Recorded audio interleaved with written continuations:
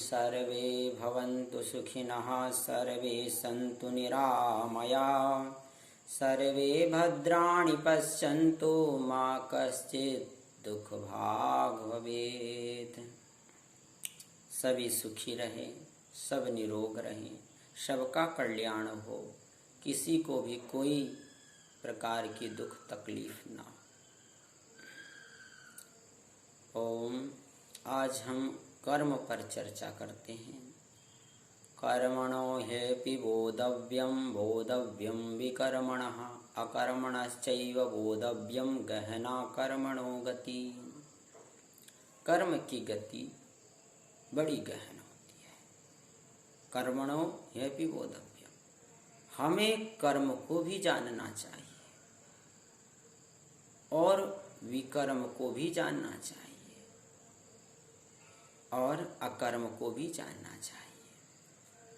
क्योंकि हम अगर बिना कर्म को जाने अगर कोई कर्म कर रहे हैं तो हमें मालूम नहीं रहता कि वो कर्म शास्त्र के अनुसार कर रहे हैं या शास्त्र के विरुद्ध कर रहे हैं। तो शास्त्र के द्वारा जो प्रतिपादित कार्य है उसी को कर्म कहा जाता है। हमारे शास्त्र ने, हमारे धर्म ने ये कहा ये तुम्हारे अनुसार कर्म करना है और यही तुम्हारे लिए कर्म है, उसी को हम कर्म मानते हैं और वही हमारा कर्तव्य है। शास्त्रों के अनुसार और धर्म के अनुसार जो कार्य होता है उसको विकर्म कहते हैं। वो हमारे लिए निषेध है, हमें वो कर्म नहीं करना चाहिए।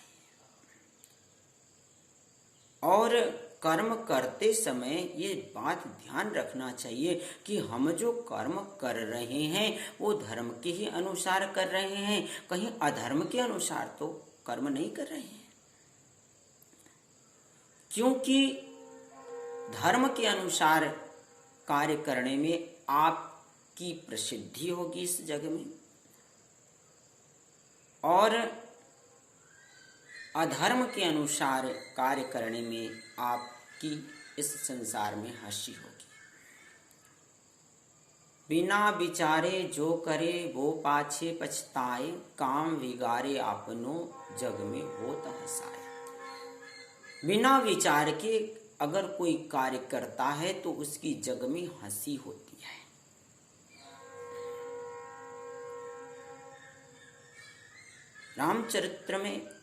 रामचरितमानस में कहा है,